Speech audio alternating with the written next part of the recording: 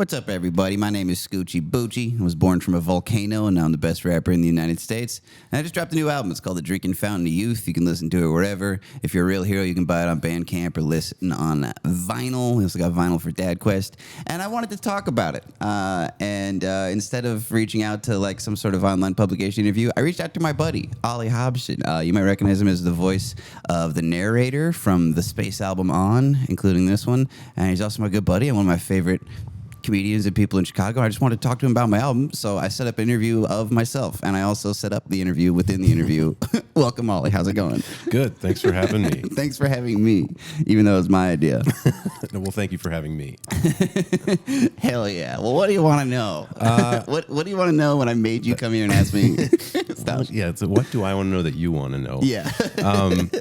Well, one, I was curious about Scoochie Boochie's origin. I know you've got the born from a volcano. Yeah. But I feel like there's a persona to Scoochie Boochie that is different from you.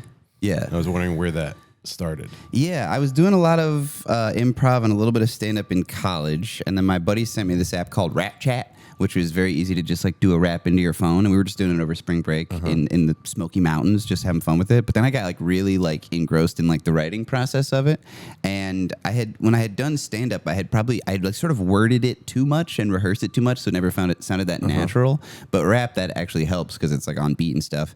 And so definitely my persona in all of my comedy stuff was kind of like nerd, kind of man-child, like dork. So it was really fun and funny to pretend to be maximum machismo, like playboy, because that's very much not me.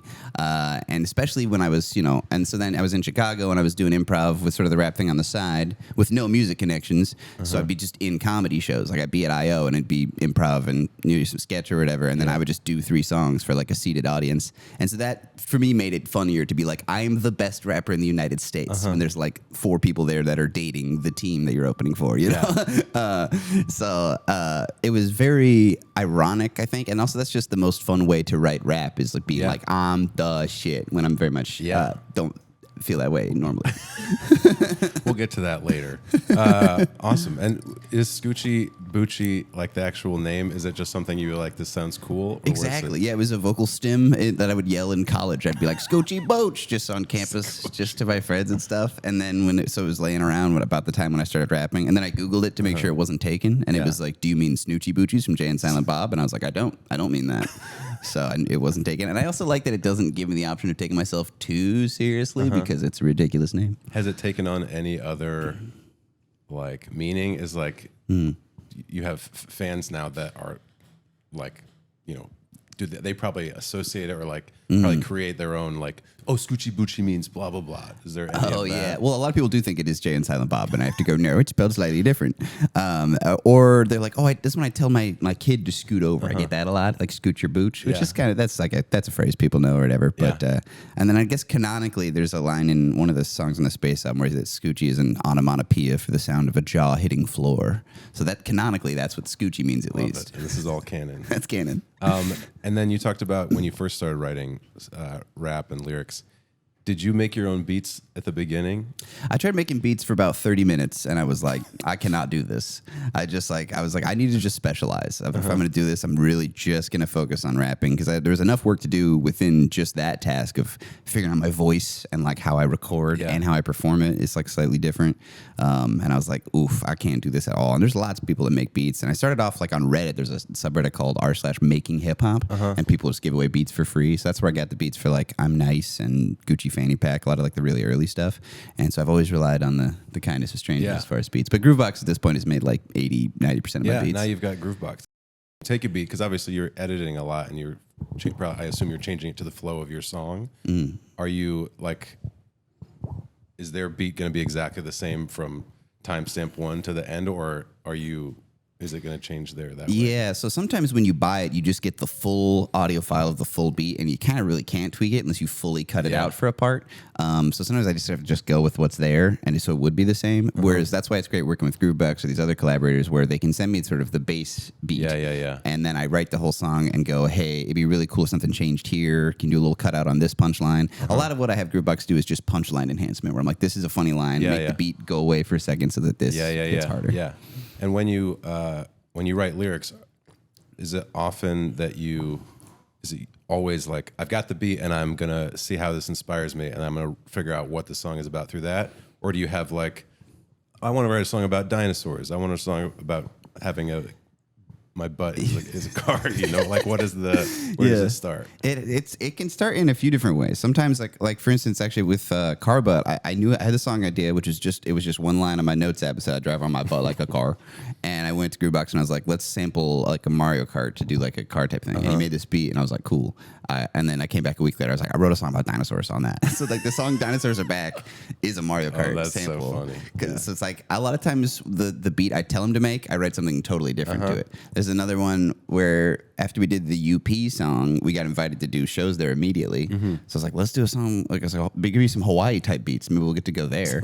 And that was actually the plan. And then I wrote two totally different songs that have nothing to do with Hawaii. And I'm like, fuck. Yeah, my bad. Do you have a lot of songs in the chamber? I mean, like when you're putting together an album, are you like, okay, I've got these 30 songs I'm going to pick from and see how they fit? Or are you like, I know that the album's going to be about this, and then we're going to go songs first, and then I pieced them together with the skits. So like for this one, for Drinking Fountain of Youth out now, I had a basic idea of like where sort of the core plot was going, and then I had to pick songs that felt like I could fit sort of the story with, and have a lot that didn't make it on there that are kind of done. Because when I started blowing up in January of 2025, at first I was a little worried. I was like, oh, am I going to like feel the pressure and have like writer's block now? But it was kind of the opposite. I was like, oh, people are interested? Neat. And it was like inspiring. And so I really have a lot of songs that are like, in many cases, like the song is done, but what it's waiting on is like music video. Yeah. Because I feel like because most of my audience is on Instagram, that I have to have a visual for like kind of all of them, or they kind of don't exist in a way. Yeah. So that's kind of the logjam, is just trying to make a bunch of those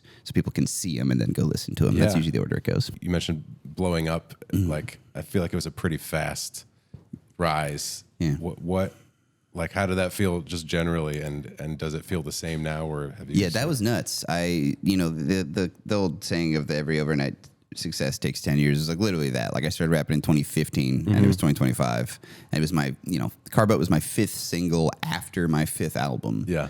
So I saw my buddy in Philly at one of the shows. He's like, you just went for far longer than any reasonable person would have. Like, he just kept going. Most people would call it a day after like 2 or 3 comedy rap concept albums. I was like, nah, I think I'm gonna do another one.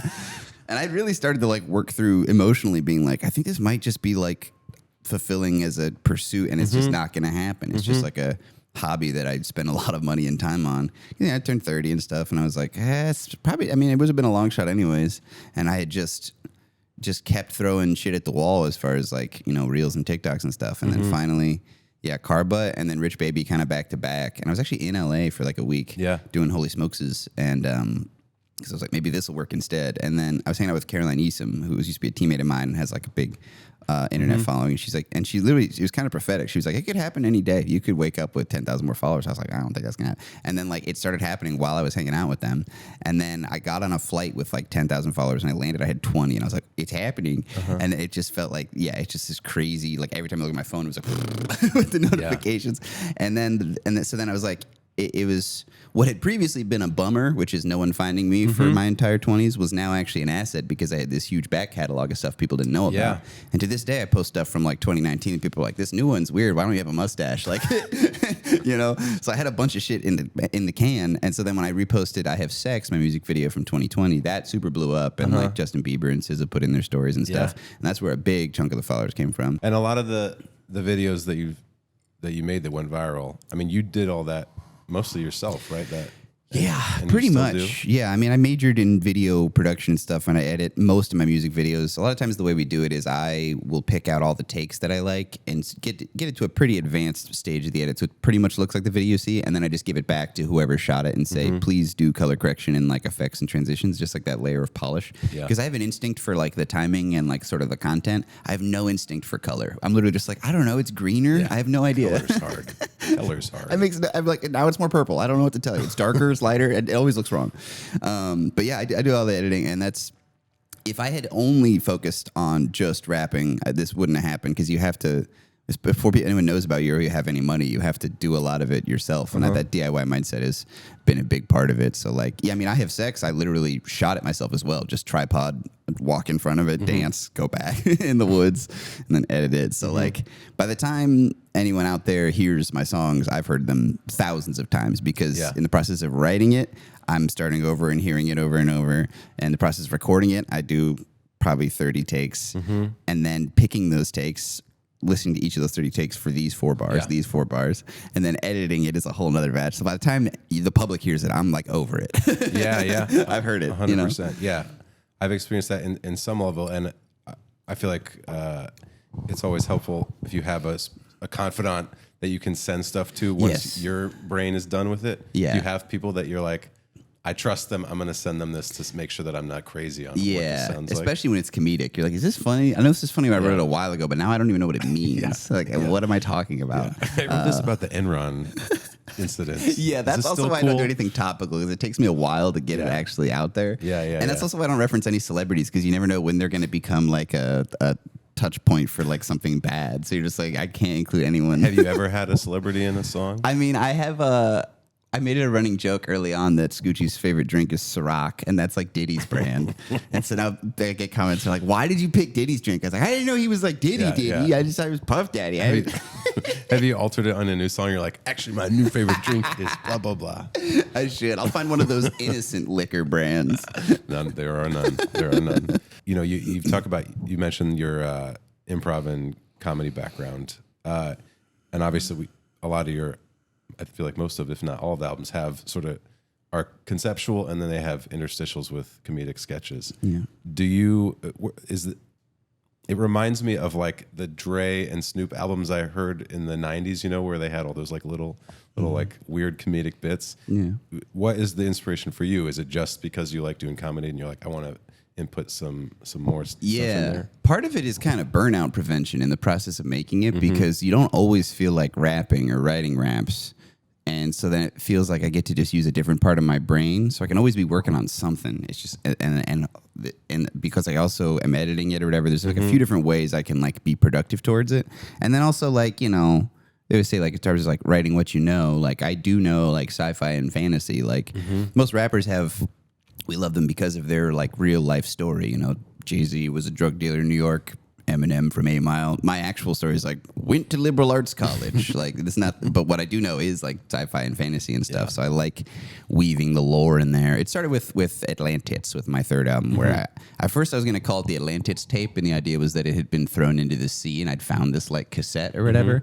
But then as I already sort of had all the songs, I was like, oh, it feels like there's sort of like we could do like sort of a depth arc where it starts kind of light and sunny, and then they get kind of murkier or whatever. Yeah. And then once I figured out sort of the quest component, it was like, all right, nice, I can write around this. And that was, I think that one's kind of like Fellowship of the Ring, where I think it's the best received because the plot is still the simplest. Yeah. Like I went back and watched all 3 Lord of the Rings when they really released them in theaters, and I was like, yeah, Fellowship is the best movie because it's just one movie. By the time you get to Two Towers, Return of the King, there's like fucking 9 different plot lines. And that's kind of how I felt in this one, where when May Regan came over to record her part, she's the cat, grilled cheese. She's like, feels like you're writing season 6 of Lost right now. I was like, yeah, I'm kind of in the weeds a little bit. Like, stringing it together. Does it feel, because the lore continues from album to album. Yeah. Do you sort of see all the story in your head of like, okay, I know where we started, I know where we're going, I know where we're at? Or is it each album is like, okay, where do I want to take this character and like jump off from the last? Yeah. As far as some of the main stuff, this is now, we're entering spoiler territory. So for Drinking Fountain to You specifically, I don't know, for a while now I've had the idea that like Marie is the daughter of Dr. Anthony Purple Poop, and then figuring out that whole thing of like, well, then why does she have the inscription in the basement? It's like she must know about it. She was trying to find me so that I could go rescue him. Like all that shit I had kind of worked out sort of before putting all this together. It's like, okay, that's kind of where it's going. And then I was going through my own like catalog, figuring stuff out, just trying to remember my own plot, which someone posted on Reddit, like, here's what we know about Dr. Anthony Purple Poop. And I was reading it like, this is super helpful. I kind of forgot. I was kind of in the weeds with Yeah. it. And then there's a song on Dad Quest where I say like I refer to the clit as being like the fountain of youth or Atlantis. I'm 1 for 2, and I was like, oh, that could be the other one. I could just it's kind of from my own song. I was like, oh fuck, that's my next album. Cool. So yeah, it's a lot of just like, and I like putting all the songs laid out on index cards and just sort of figuring out what the order could be, and then in between them putting cards that are just like this basically happens to try to figure out how to go together. Yeah. Have you found fans like responding to this like Lord of the Rings element to it? Yeah, I mean that's the interesting thing about having a fan base is like you get to see yourself reflected back at you in a million little pieces, and it's like, oh, I'm a fucking nerd, dude. Like, like I suspected as much. I didn't think they were gonna be like super cool, but like, holy shit, it's LARP central, dude. Yeah. And that's what I put out there, so that's what comes back, and that's who I am. So it's great. They're in the right place. Well, now that you've been touring with this success and like as we talked, the fan base, how does that feel in the live setting, like where people are singing your words back to you, like when the first time that happened? Oh yeah, it's amazing. Like? The first one was really it was kind of the Dad Quest release show, but that was the first time we had 100 people in a room, and that was like I invited everyone I knew and my coworkers. I was like, please come. But Shuba's in like July of 2025 was the first one where it was like sold out. A bunch of people I didn't know, and a lot of my friends who'd been to a bunch of my shows, God bless them, were like, who are these people? I was like, I don't know. That's the crazy thing about the internet. And so then now I've been touring and I go to all these random cities where I've never performed before, and there's like 100 people. It's amazing. And it's funny too because I feel like musicians are a little spoiled, but like sometimes it's like the venue will be like, sorry, we only sold like 50 tickets. I was like, 50? Yeah. Like, you should see some of the shows I did in Chicago, dude. 50 is a house. Congrats. Good job, guys. Are like, no, we need to hit 100 to make money. Oh, man. We're doing great. Okay, but like it'll sound like multiple people when there's a reaction, so that's actually great. Yeah. Is it like, I know you did a lot of improv. Is it the same thing? Because improv, the more you have an audience, the more you can sort of feel what's working and you can sort of build off that energy. Is it the same? Like you got people singing back at you. Does that get you amped to like, does that rise your energy level even higher? There's definitely nights, especially if like on longer tours where it's like they give me life. Just having that sort of participation kind of lifts me up. There's some nights where it feels like I'm kind of pulling on the leash. Like, come on, let's be hyped. We're excited. And so that's kind of a skill I'm trying to work on, which I always felt was kind of something I wanted to get better at in improv too, which is like if the audience's energy is lower than you want, trying not to actually sink to their level and just stay where you are until they come up and meet you. I felt like the Seattle show was really good like that, where it's like they were kind of like, okay. And then by the end, they were like, and we're like, good. We took him. They were here. We took him here. And Groovebox helps a lot with that when he's with me for the live shows. Yeah. Is there any, like, in what ways has improv, we've talked about how it inspired sort of the sketches and the interstitials, but is there anything that from improv training and just like that experience where you're like, oh, that really helped me in hip hop and as Scoochie Boochie and as a rapper? Definitely. I mean, I'm fucking around on stage. It's kind of the same thing I found actually as an architecture tour guide is they just want any indication that you're in the moment, that it's not just a script. So like I'll just like pick up a fan that's on stage and just blow it on people. One time it was way stronger than I realized, and I saw a lady's hair go like whoosh, and I was like, ooh, my fault. And afterwards I was like, are you good? I'm sorry. She said, I was fine. It's almost like people losing their toupees. Wigs flying. What do you, if you had to just, you sort of described your fans as, a mirror of you and sort of nerd. I'm a nerd. Yeah. What is the general I would say it's a lot of like coupled millennials, but it's a nice variety. I was worried because Instagram tells me my audience is like 67% male or something, but it's a lot of times my favorite is when it's like girl who clearly brought boyfriend and he's kind of standing there and he's like, this seems like it's maybe not cool. And she's like, knows every word. Shit. That's my favorite. That's awesome. But wide age range, there's some like drunk Gen Xers and stuff. All the way down to like I brought my literal child, and I'm always like, oh. I get a lot of that. Like my kids love your stuff, and I'm like, which stuff though? Because I would how old is which 3 songs? There's like 2 or 3 songs that I would recommend for a child. The rest I'm like, but improvising on stage, I feel like I would see shows back in the day where like Susan Messing, Chicago, her duo or whatever, and they did a show at Color Club where they just set it up sort of around the audience, where like it's like it was a family reunion, and like the 2 aunts that were like talking shit were at this table like behind us, and there was people like on the bar. That was another scene, and just like using the room like that was like really opened my eyes. Like because it was electric as an audience member. I was like, they're physically here and they're interacting with it. So I try to do shit like that, or like. Yeah, people, it's just always a little pop for the audience when I just do any sort of departure from what's expected. People love that shit. As far as your catalog of songs, are there any that like really surprised you as how hard they hit with the audience, or and conversely, is there you're like, this one's gonna slap, they're gonna love this, and like you're like that one, for some reason they don't like that. Yeah, it's hard to predict, but it also kind of shouldn't be. For instance, like my song "I Sat on My Nuts," I thought it was a banger. It's kind of like a Nutcracker sample, but it's all about how I like sat on my nuts and they exploded, and then no one likes it. I'm like, what? You guys don't like my genital mutilation jam? Like, what the hell? You guys are weird. You guys. Yeah, that's the funny thing about doing it for so long with a very small audience is like the freedom of that. Just being like, I'm gonna keep making what I like, and hopefully they'll come find it. And I got really lucky that my audience came and found me at some point. But it's really hard to predict, and that's why I kind of like. I'm glad I don't have like a label or anything being like you have to have like the 2 surefire singles because I'm never able to predict what's actually gonna. I'm like I like all of them in their own way. Yeah. So not having a label, I mean, is that sort of the way things are now? Is like it's better. Like what's being difficult for not having a label? Is it that you don't have? It's harder to tour. It's harder to get stuff out there. Or what? Yeah, I'm sure on the promotion side that would be one of the biggest helps with that. Like I said, I just kind of put the album out and just like people will come find it like they have in the past. But that sort of thing, and then connecting to other artists, it seems to be some of the big advantage. But yeah, these days, as far as like I have a lot of the things already that a label would provide. I have a way to get it on streaming. Yeah. I have someone who prints my vinyl. I got my people that print my merch and sell it, and they also sell my vinyl. And then I have a booking agent that helps put these tours together. So I have a lot of the pieces of what a label would be. And a big part of this dream was just not having to work for a big company because those are always bad. Yeah. So for as long as I can, I think I would make more money, at least in the immediate future, if I was on a label. But I'm also terrified. I've heard so many horror stories of being unable to release music or being in some sort of bad, like it's almost more like a loan a lot of times. Yeah. That I'm just like not eager to rush into that. So like, especially because my main goal with this is not to make the most money possible. It's to maintain my freedom creatively and like life-wise. Even if that means making sort of less, being still in control of my baby is sort of the most important part. As long as I can keep my chin above water. Yeah. You want to be able to talk about sitting on your nuts and them exploding. And not have a room full of guys in nice shirts. They wouldn't explode if you sat on them. No, I can make that decision. That's freedom. Yeah. Do you have any songs that you're most proud of? Some of my favorite memories are like when me and Groupbox have made stuff like in the room together or whatever. Like I was there when he made the Prospector beat and he just like figured out the little banjo and the hook and I was like, ooh, that's just a great feeling, you know. It's the teamwork of it all.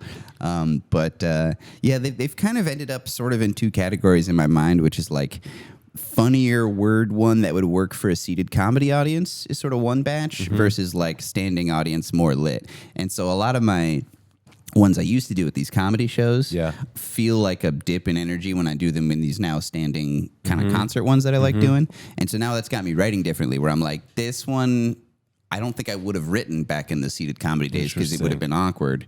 Like, why would I write a song that's like, put your hands up when it was like, I know it's going to be at the Annoyance at 10:30 at night, you know? But now I'm like, it'll probably be like some people standing. And then it's like, all right, that makes a little more sense. Interesting. And also, it's a thing I've heard stand-ups describe too, where it's like, when you've had enough time in front of audiences, when you're alone writing, you can hear them a little better, where you're like, that I don't think will click or that'll be too fast. A lot of it for me has been slowing down. Like my early stuff, it was a lot of like, look how many words I put in here. That's a high score because there's so many words. And then I do them live and people will be like, oh, we haven't processed any of this. Especially Space Album because I wrote that one and recorded it in lockdown, in quarantine, in my parents' basement. And so then when I finally brought them out in front of people, they were like, whoa, buddies, slow down. These are insane. You've been alone too much. And so then since then I've been trying to just leave a little more breathing room, a little more space just so people can, because they need a second to digest. For me, it's old news. I thought of this 6 months ago. And it's just, I'm like, I'm trying to cram in more shit. It's like, just let it breathe. When you're writing a song, how quickly does it come? Is it like, sometimes it happens in the room in like a day, or is it like something that you have to labor over and you're like, I just can't find the finish to this song? Yeah, usually pretty slow. I'd say the hardest part is like the first 4 bars because I want it to be really good and strong and grab their attention, but also explain what the premise is. Writing from a premise is very helpful for me. If the assignment every time was just like, say something cool, I'd have no ideas. But when it's like right from the perspective of a prospector, I'm like, I got this. So So that is really helpful. Is just having the premise, and that's the hardest part. Is finding a premise that has legs. That's like sometimes I have a funny idea. I'm like, this is just 2 lines. This is not a whole song or whatever. But when I know what the bucket is, then I'll spend like weeks, months just dropping ideas into that bucket or Google Doc in this case, where it's like basketball and sex was on the back burner for a long time. And anytime I'd think of like, oh yeah, I could split a double team. That's kind of like a threesome. And I throw that in there. And so a lot of times they take a long time to crystallize, but it has gotten faster. Now I can do it. It's funny to think because we play basketball together, like you like hit a 3 and you're like, sex. Well, how does this relate to sex? That felt good the way sex feels good. We're like 2 to 1. When you back to the writing lyrics and stuff, I feel like you mentioned this in a past video or something about like sometimes you just build a bunch of couplets and like pick like your favorites. Is that some sort of how you work, or is it like you're building it narratively in a linear way? It's kind of like just bunch of funny ideas first, and we'll make them rhyme later. So not necessarily couplets, but just sort of like, all right, I've got all these like things that are like, okay, that's funny, sort of no matter what. A lot of times that'll be the 4th or 1st line in a stanza, just depending on how it feels. Because like much like stand-up, you want to start strong, you end strong, and that happens even on a small level within there. Yeah. And so it's like a lot of times I already have my punchlines and I'm just working towards them. But that's sort of my favorite part of the process of the whole thing is the writing. The part where I'm alone being like is so much more fun than everything that follows. Like the most fun part happens like it's like if sex was reversed. Like I bust and then I have to spend all this time doing foreplay of like editing it and recording it and doing videos and stuff. Sorry, surprise! I made it about sex. Surprise, you know this my guy's brain works. busted before. Breaking news. He knows Scoochie about Boochie it. has busted. He has busted. But it's like that's my favorite part, and it feels like sanding. I don't know why I saw this, but a video of someone making a surfboard. It's a lot of just this and just sort of going over it till there's just no bumps and it's just smooth as glass. That's how I feel about. So like maybe I've got that 4th line that I think is really funny, and then I get 3 lines in front of it, and I will not. And I'll just go over it and over it over until I have nothing that I don't like about those other lines. You know, if they're even just rhythmically. And so like in the later stages of that polish, it's like now it's finding like internal rhymes. Like, okay, how can I make it even rhyme a little bit on the way to the big rhyme I want to do at the end? And I just love the way that lights up my brain. It feels kind of like problem solving. Yeah. Do you have a favorite couplet that you've written? Or just line? I like I feel like the best way to sort of sum up what I do is in my song Articulate. I wrote, what was it? It's a flawless execution of a stupid vision, like a priceless marble statue of a Cupid pissin'. That's great. That's my whole MO. It's like I'm like polishing the shit out of some turds. It'll be like on your tombstone. I'll take I'll take a really dumb idea about driving around on my butt like a car, and then I will execute it as well as I can, basically. Yeah. Who are your influences, like as a rapper, hip hop artist, or comedian, or whatever? What are you inspired by to make these? Yeah, I mean, definitely like Weird Al and Lonely Island are like my goats. Lonely Island in particular, the way they write from premise, like every song you're like, this is what this is out. And a lot of their music video tricks I've kind of adopted about how when they're rapping, a lot of times it's full speed, but everything else is kind of in slow-mo a lot of times. I feel like a lot of those visual tricks we've kind of borrowed. That's when if I have to describe what I do in shorthand, I always just say Lonely Island plus lore. But then also Lil Dicky in terms of just like you're allowed to like try to rap really well and technical and be funny at the same time. You're allowed to do both. Because that's a tricky thing where in comedy and especially in improv, like you're supposed to be the butt of the joke. You're not supposed to be like I'm cool or say like I think I'm really funny, because that is like you and I agree that's a terrible idea. That's gonna ruin ruin your show. People are gonna we're not on your side anymore. Yeah. But rap is a weird thing where you're supposed to brag. So it seems like they're kind of at odds. But I feel like Lil Dicky was inspiring it, especially early on in terms of like he's kind of doing both. He's being funny and he's being like, and I'm really good. And you're like, oh shit. And then also Bo Burnham in terms of like you're allowed to be really funny and stupid, and then also occasionally be like really like bittersweet and like heartbroken and stuff. His like really like sad stuff, like his song "Are You Happy" off his special "Make Happy" is like, holy shit, this is like really sad and beautiful. It's like, and having that is almost like when they show like what pitches a pitcher throws, and it's like mostly fastball and slider, and then like 10% of the time knuckleball. That's what that feels like to me. Is like throwing like one at the end where I'm sad. We're like, whoa. It's just like a nice like kind of gear shift I like doing. I feel like I noticed that on the new album, The Drinking Fountain of Youth, that oh no, this told me it feels like a departure, or not a departure, but like sort of what you're talking about. It's like we're gonna throw a different vibe at the end here. And I will say that's my favorite. Oh, thanks. On the track. Oh, yeah. Steve Block did the drums on that. Actually, did he? Yeah. What about the bass line? That was where the beat started. Groovebox had made that or whatever. And then we got my buddy Tyler who did the guitar, who also did the guitar solo on the UP and a couple other songs. Yeah. That was the one that has like a band, and it's also that one sort of breaking through the lore curtain into sort of my real life a little bit, and that's kind of the direction my newer ones have been going in. The ones that aren't out yet, I've been writing more from the perspective of like me, kind of, because I think the line between me and Scoochie is as blurred as it's ever been. Now that it's my job and shit, and it's like what people recognize me as. So, and it's also now I have something more interesting to write about, because when it wasn't popping off, just sort of writing about how it wasn't popping off would have felt kind of like complaining, but now it's like a cool story which people like, which is I was sort of nobody, and now it's working, and people hopefully get sort of inspired by that. Yeah. Okay, we've talked a little bit about it, but the new album, The Drinking Fountain of Youth. Yeah. How did that come to be the next album? You know. Yeah. I knew some of the basic plot stuff, but I kind of had a good problem, which is I have too many songs. I have a lot that I like that are new, and also when I first blew up, I was like, it felt like the scene in Castaway where he's trying to keep the fire alive. So I dropped a new song / music video basically every month following that. Yeah. And then I looked up and I had 10 sones that were just out since my last album. I was like, that's already a whole album. So I was like, I don't want to do an album that's just songs that are already out. I want to have some new ones. So that meant a few of those singles were not on the album, like just ones that I kind of couldn't fit into the plot as well. Honestly, dating back to the Space album, I've had this whole long skit written about a basketball planet.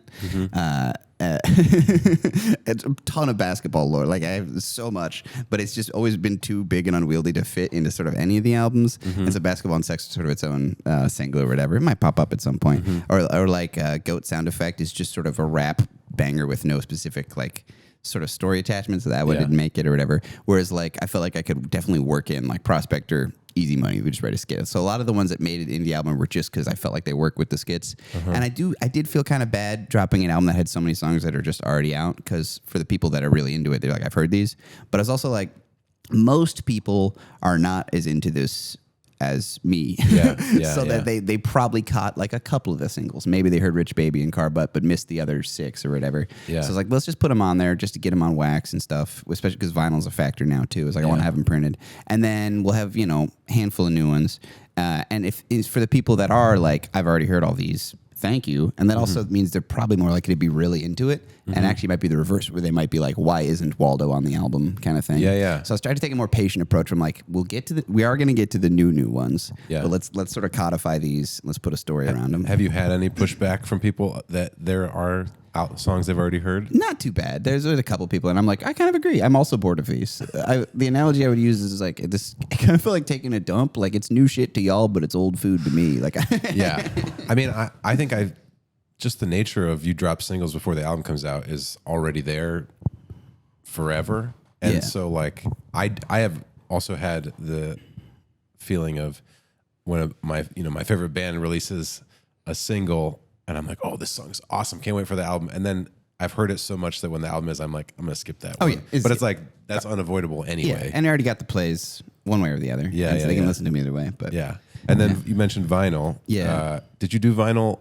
You never did vinyl with a release before, right? Yeah, it's the first time it's happened concurrently. I've had this weird thing. It's always hard to explain to people. Like even when I was booking the tour and I was started trying to promote it, some guy was helping me promote it. Was like, so there's not like new music out. I'm like, well, it's kind of all new because they just found me. So it's like in a way, this is sort of I'm touring off of 5 new albums because they didn't know about me or whatever. So it's kind of the same thing with vinyl. It's like we just went back and made vinyl for Atlantis, 5 years after it came out, just because that's when now people cared and that's the one people liked the most. And so then when this album came out, we went back and did vinyl for Dad Quest, the previous album from 2023, for the first time. And then this is the first time we've had new vinyl for the new album. Cool. That's exciting. It's really cool. People really, there's a demand for it, which is really awesome because that's one of the main ways this is able to be my job. So thanks for people that have bought that. I like the I have these little collage cards I make, which I call shit cards because they're like shit but a little different.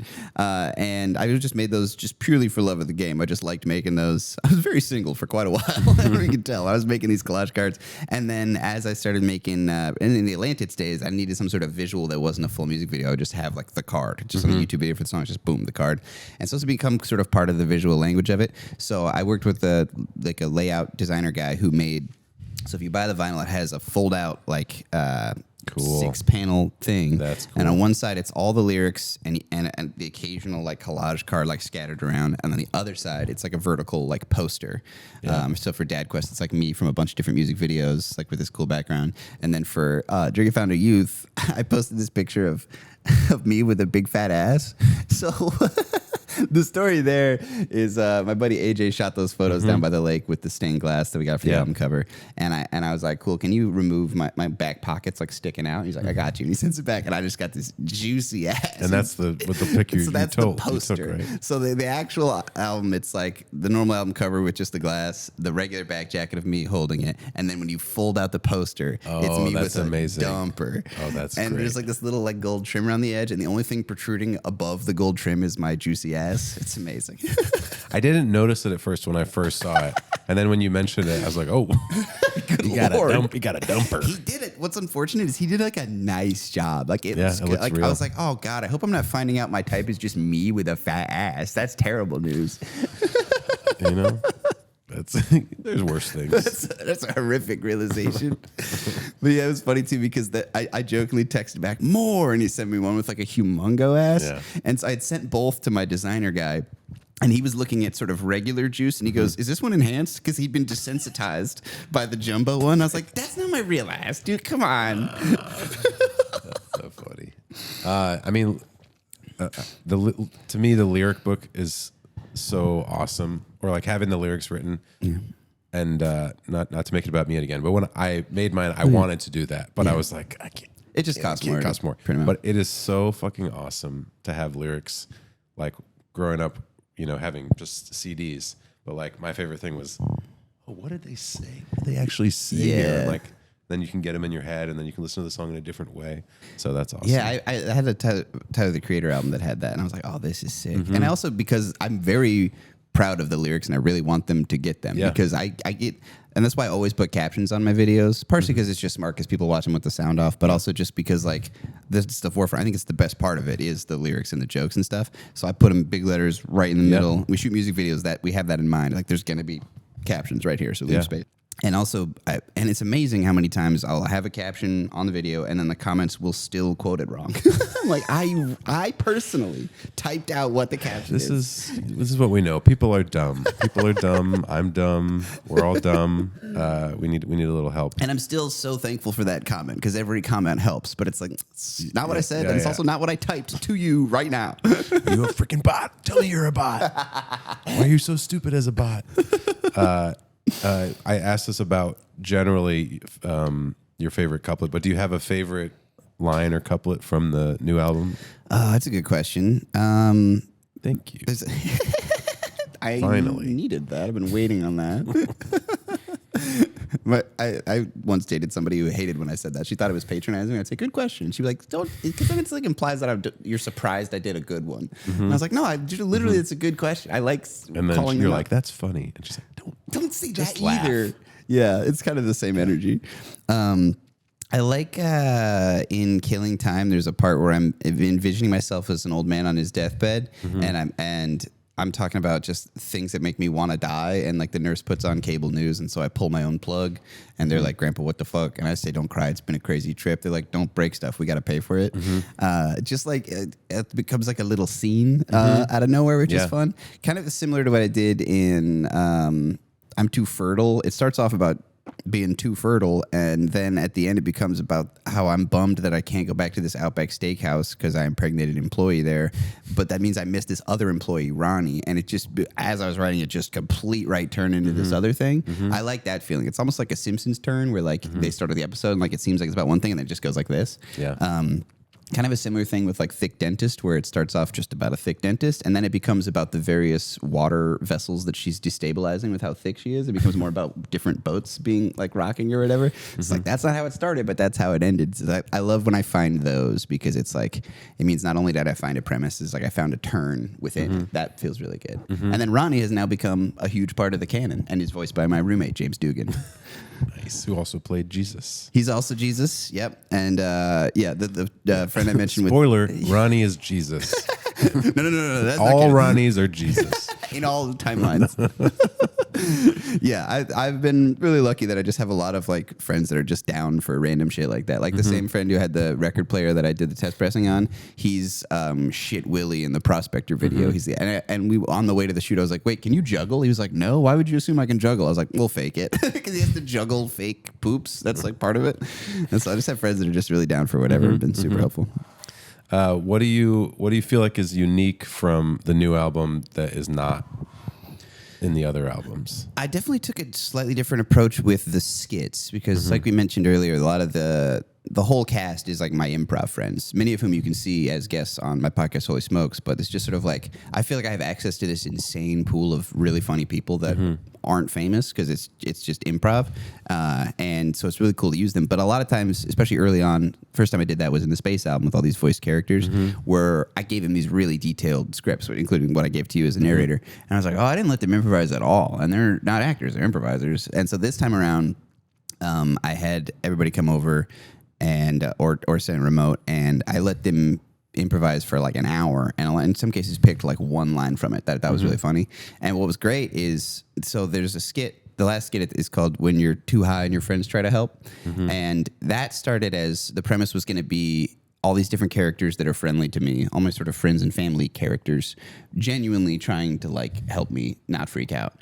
But we did a session with Rudy Mendoza, and within like 2 minutes, he started doing a bit, which is basically like kind of accidentally saying the worst thing you could say in that moment. Yeah. And I was like, that's a way better bit. So he really wrote that for me. And then it's like my favorite part of all the skits is the part where he's telling me the story. He's like, dude, my cousin Jimmy got too high. He was totally fine. We just put some cartoons on. We were chilling. He did get stabbed, but that's not because he was too high. He just fucked up. And it doesn't elaborate any further. That fucking killed me. You kind of pieced that together. And so I was trying to chase that energy. And so for that whole skit, you'll hear like one line from like Marie or from Will Morris as the high elf or whatever.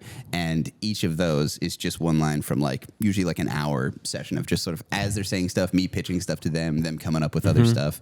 And so I was able to tap into the improviser skills. Or like the Prospector skit, I'm really happy with, because I wrote a list of funny prospector names, and then I sent them to Vinnie Thomas, who has an incredible array of voices. Yeah. And I was just like, just sort of say a catchphrase that you feel like that character would say. And I would just be like, you know, like Miss Mary Debney. And he's like, well, aren't you cuter than a frog with Botox? And he just sent all this back to me, and they were all just perfect. Yeah. So that's a really fun way to just be like, insert you being funny here. Yeah. And that's a cool one too, because Vinny was. We used to perform at really small shows. Like him and my team were on like the same shows, performing for really just ourselves, like just no one there. And now he's like really big. He's been on legit shows and stuff, and it's cool great too. Chicago's got a lot of talent. It does. Do the skits come into play in the live shows? Is there any aspect of the skits that make their way into the live shows? That's why I started making them, is because real early on I had done. Like the first couple times I'd done like 30 minutes or an hour of rapping. And I was like, I'm so gassed. I have no air at the end of every song. I need something to fill that space. So I started writing the skits.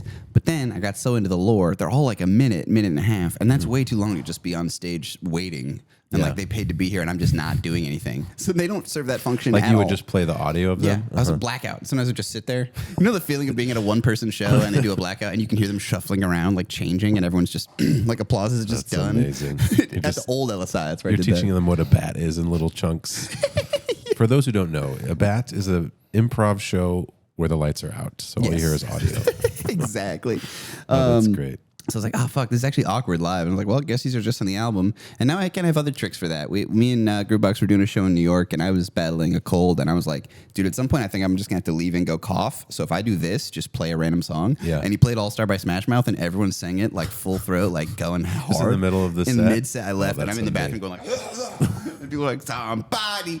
And then we're like, wait, that was like a huge pop. And like people love a little karaoke moment. Yeah. So now we'll just throw in some like Creed or like the Unwritten, but and just to give them a moment. And I literally will say like, sing this while I catch my breath, and I just stand there while they're like, oh, that's great. hold me now. Yeah, I feel like that's also like that's got to come from your improv training and performance training. Definitely. And it's just sort of the live shows are so much more about energy than the albums. The albums are more about the words, and that's when you process them. A lot of people say they listen to it in the car, which I think is an ideal setting, because then you can kind of sit down with it and process the story and stuff. Yeah. But live, I think about it more in terms of energy than content. So like I used to make my set lists live almost more about like thematically. It's like, well, if we do the dog one, we got to do the cat one. But it's like, nah, it's more like they're going to start kind of comfortable, hopefully, because the opener, and I want to get them like rowdy. Yeah. So that's more of the arc I'm thinking about, where I'm like, just sort of listen and it's funny, and then we work our way up to like, and now please participate or say something, clap, jump, and by the end we're all jumping, Sure. clapping. Yeah. Okay, back to the new album, The Drinking Fountain of Youth. Are there any like? Was there a track that was like created the name The Drinking Fountain of the Youth? How did the album begin in its inception? Yeah, because of the batch of songs I had, I was like, I think we're time traveling here because we have Dinosaur, we have Prospector, and then I was like, okay, Rich Baby, School, Old Man could kind of be like a life flashing before my eyes, like Triad or whatever. So I kind of had that. And then I also already had the backstory of like the Eternity Perp brownies that make you time hop or whatever. And I already had planted sort of the Anthony Purple Poop, I've been time hopping thing all the way back in Space album. And so I sort of had that sort of through line. And then, listening to I Found It from Dad Quest, I was like, oh shit, I mentioned the Drinking Fountain of Youth, the Fountain of Youth. And I was like, okay, how do we tweak that a little bit? And like the idea of a Drinking Fountain of Youth. Originally it was going to be like in a school or whatever. And then I just went back and forth about like, where is it exactly? And I was like, I don't think that's actually as important to the story. It's a really hard thing to do where it's like, I definitely bite off more than I could chew in terms of like, it's a big story. There's a lot of characters. And even going back and listening to Dad Quest myself, I was like, what the fuck is going on? Every skit is like, here's 9 new characters in 4 locations. Because my favorite part is coming up with the names. Like the Prospector skit is just a bunch of names. I think names are the funniest thing in the world. So like a lot of the skits are just like, and they went here, which is a funny name for a place. And then they were gone and they moved right along. Names are, I feel like that's one of the reasons Rick and Morty became so popular is because like they're so good at like naming creatures. Mr. Poopy Butthole, for example. Exactly. Rick, Morty. I mean, come on. 2 great examples. Are there any tracks that just didn't make the cut that were like you had in the running to be on the album? Yeah, Basketball and Sex was definitely in the running. I mean, I Still Have Sex has done well because it's like a sequel to I Have Sex, which is my most popular song. That's my tub thump, and I'll be doing that one till I die. Yep. But that was sort of like, that one's really long, and I was just like, because you also, to have it on vinyl, it's got to be under 45 minutes, so that was also a factor. I was like, I can't just, got to cut those or whatever. So definitely all the singles that are out could have been on there, no problem. Just had to figure it out. But yeah, there's so many that I'm way more excited about that I've already like the song is mastered or whatever. But I was just like, just patience. It's gonna get out there. Just finish this one. To the next one. Yeah. Do you feel like you have to make a video for every song? I kind of do. I partially because I think that's a strength of ours, with me and everyone I work with, and because I feel like I felt more like a video editor than a rapper throughout this whole process. Because I really, from the time I first blew up, I put out some sort of reel or repost every day for 100 days straight. I just like went so hard with it. Like, please keep being here. That's sort of the whole MO. Please keep being here. Please. And so I feel like because that's so many of my eggs are in the Instagram basket specifically, I'm like, for them to know a new song is out, there's got to be like a visual component or whatever. And also I think it helps people picture it in terms of attention span or whatever. I'm throwing a lot at them lyrically or whatever, something to sort of hold their attention to sort of get through it. But yeah, with the lore and stuff, like I'm finding that like you have to be like really into it, but that's ultimately who pays my bills is the people who are really into it. So like it's like a big funnel. So like if 1 million people see it and 10,000 people follow and like 1,000 people go stream it, it's just to get 100 people at a show, and that's where I make money, is at the very bottom of the funnel. So it's actually to my advantage to make something that is very like, the goal is to, you see something like, haha, the carpet song, that's kind of funny, and then hopefully you get pulled all the way into, you're like, I'm buying a hat, this is part of me now. And those are the people I'm the most grateful to. You sort of mentioned that the picture where the pictures came from. Yeah. The butt thing. But the concept art you came up with, is that right? So I drew with markers just this image of a drinking fountain, and it's supposed to be the neck of like a brontosaurus, like a long neck dinosaur coming in to drink from it. But you can't see the rest of its body, so everyone thinks it's a snake. And I'm like, I totally get that. I see that. That's on me. I drew that. Yeah. But then I work with Meg Makes Stained Glass is their handle, and I just searched Chicago stained glass. I just thought it'd be cool. I mean, obviously I grew up as like a church kid, so I've always just thought it was cool visually. But I also like that it sort of hints the sort of time travel thing of it, because stained glass is kind of an old medieval thing, and then it's a dinosaur, and then it's a modern fountain or whatever. And I was like, it'd be cool if it was a physical artifact, because I have the physical painting Philosophy of Atlantis that my friend Megan did, and like, that's always been really cool to just have it. Originally we were gonna just photograph it in front of like a white background, but she's like, it looks best with like sort of even like natural light coming through. I was like, let's do it at the lake, because there's kind of a water thing going on too. But yeah, it was a crazy process. I've never been involved in making stained glass, but I didn't realize how many different types of glass there are in terms of like opacity and like texture. So like even with like the different shades of blue, it's also, some of them are more like marbly and opaque than others. And then like the fountain itself has this like rigid texture. I went over there and we like picked out the glass, and then the eyeball is a piece of like rainbow glass. The little drip of water coming out of the fountain is like a little bubbly thing. It's just a cool piece of craftsmanship. And it's just cool to like have money to be able to pay other artists, because I've been doing it so DIY and bare bones for so long that like now that people have, like, really it's merchant shows is how I make my money. So like now that I have a little bit of that, first thing I spent my rap money on was I made a guy draw a bunch of dinosaurs. They're called Kissing Party. They've got stuff on Adult Swim. They're an amazing account, but they drew all the stuff for Dinosaurs Are Back. And I was just like, it's just such a great feeling to be able to like finally just actually like pay other artists, like make something really cool together. And she did a great job. But so then we took it to the lake and took some really cool photos. We went down early in the morning and we got this really cool like morning fog just along the bottom of the lake, which is like skyline. And then we lined up halfway across the glass, like with the horizon. So that looked really sick. And there was also like, high schoolers just hanging out, and all the music they were listening to was like pop hits from like when I was in high school. It was like Kesha and stuff, and I was like, are there not new songs? There aren't. Or are these like oldies to them? It's just like if I went to the beach in high school and listened to Beach Boys. It's like early aughts. When did Kesha? Was that 2010? I feel like they were listening to 2010 bangers. So I went to high school in 2001, 2, 3. So that would like be me listening to something from 86. Ah, fuck. The Cure. That was me listening to The Cure. Oh, God. Crazy. That's insane. Yep. Do you have I assume you have the physical stained glass yourself? Yeah, I hung it up in the back window. Is it just you're going to hold on to that forever, or is it something like maybe you'll auction off it? Oh, yeah. If I have some big medical bill at some point, that's out the door. My whole basement is just full of boxes of props and costumes that are just my rainy day fund, basically. So I have like the shirt from Waldo or whatever. Have you sold anything off so far? I haven't auditioned anything. I'm sort of holding it like any collector would, like till it gets more value or whatever. Of course. But yeah, God bless my roommate, because there's just boxes of like prospector uniforms and stuff. A kerosene lamp from that one. Yeah.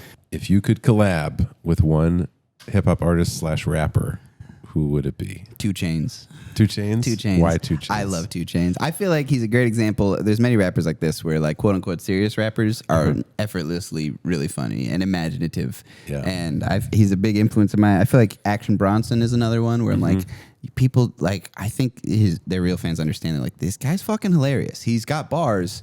He's also just very like comfortably just describing ridiculous shit, and I feel like that would pair really nicely. So that's the dream. I have a few different collabs in the works right now. I'm editing a music video for a song I did with Bruiser Wolf, who's a guy out of Detroit. He's on Danny Brown's label. Cool. He is I feel like we're coming from different directions, but our Venn diagram is kind of similar. Where he is a serious rapper but has punchlines for days, and I'm kind of coming from like punchlines but also serious rap or whatever. And I feel like there's more. So many of what people think of as like serious rappers are one of the many ways they can sort of score points with their lyrics is just by being funny and just being really there. Lil Wayne has a lot of hilarious shit.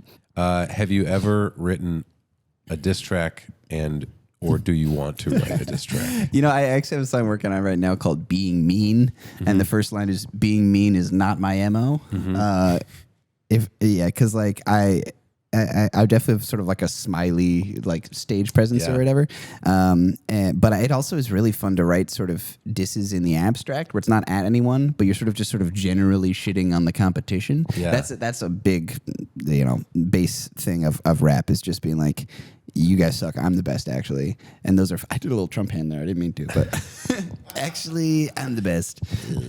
Yeah, that's sort of the premise of that song. And I have an old song from Dippin' Sauce called Diss Song, which is ultimately more making fun of myself. It's one of the more I'm really not taking this seriously type tracks. Yeah. I try to avoid those because I feel like a big knock against comedy rap is a lot of times it seems to come from a place of like, haha, isn't rap stupid? And that's usually not my approach because I love rap and I'm just doing sort of my voice through it. But that one I'm just like, more making fun of how silly diss songs are, just like grown men writing poetry and being mean to each other. I kind of have like a unofficial point system for my lyrics where like there's just a lot of different ways a given line can score points for me in terms of it being worth being in the song, where like sometimes I give myself a point because it sounds kind of natural. It's like a real phrase people say. Yeah. But I can also give myself points because it's something no one has ever said ever. Yeah. Either one feels good. Just rhyming or internal rhymes. Sometimes it's just sort of glue. It just sort of connects it all. Yeah. Funny, which is sort of subcategories under that, where it's like funny in terms of it makes them picture something funny is one way to do it. Funny in terms of like it's a take on a phrase people already know. I think that's why I do so much innuendo, because double and triple meanings are where I make a lot of my hay. And so like that's just the subject that has the most innuendo about it, because people only talk about it in like code or whatever. Oh yeah, also like sometimes I'll do that. I don't know if there's a term for this where you... 2 lines in a row will end with the same word, but I'm using that word differently. Like, I'm on the premises. All my rap songs have strong premises. And sometimes the comments are like, did you just rhyme premises with premises? I'm like, but in my personal point system, that's actually worth something. That's awesome. Because it means something different both times. I was like, that's actually cooler or more challenging. I agree. Is anything changed? Like, obviously your life has changed a lot through this process.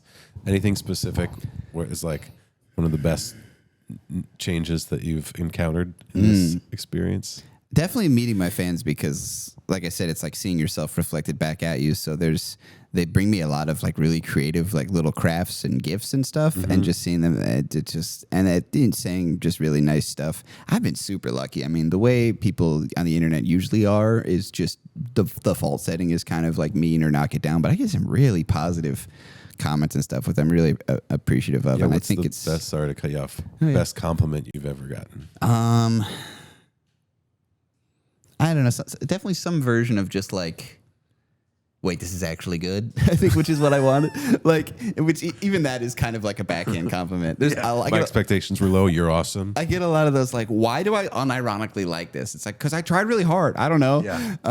And so I like that. And because that was always sort of the feeling in the room at these small comedy shows, is the sort of element of surprise where like they would hear like, all right, this next guy's a rapper, and you'd feel them get uncomfortable, and then they'd see me and they get really uncomfortable, and then the relief and the catharsis of like, oh, he's actually good, and then going from all the way from I didn't know this was going to happen to I don't like this, I'm scared of this, to I actually really like this a lot. Yeah. Going from all the way over there is an amazing feeling. Yeah, that's awesome. So any version of that. And I also really like that, because when I was a boat tour guide, I would give out little cards with the QR code to my Scoochie stuff. And so I still see comments like, I can't believe I found this guy from an architecture tour guide. Cool. That part makes me laugh, of just picturing them just being like, yeah, he was just talking about Art Deco, and now he's like, he's spitting. It's so funny. If you could manifest a perfect future for Scoochie Boochie or your career or your music or whatever, what would you want to manifest?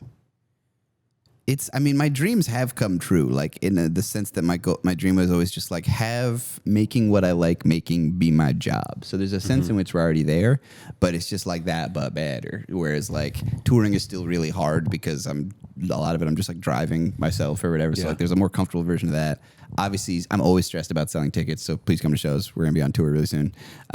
And so like just being sort of less stressed about that and having the details and having the DIY part of it become a smaller slice. Yeah. Because I'm handling so much of it right now. Yeah. Like a lot of it is on me from a lot of angles. Sure. So like being able to focus more on just sort of the funner parts of it or whatever. And then I just want to own a house. That's a lot of times the rap dreams are like, I want the big fucking house. I just want a house. Yeah. Like one house, doesn't matter the size. And I love the level level of fame I have right now where if they recognize me, it's because they're into it or like know something about it, as opposed to like there's another level of fame above this where it's like people who don't give a shit about you would still want to get a picture with you to say that they did. I'm kind of not there, which is nice. So I can still kind of move around and I can sustain myself or whatever. Yeah. So I'm not trying to be like giant like pop famous. I want to just get to like sort of a nice level of like whatever's slightly above underground where it's my life and it's my job, but I can still be a person out in the world. Yeah. But yeah, I would say my dreams have come true. That's just like that, but it's slightly better. Okay, I got one more question for you. Favorite meal?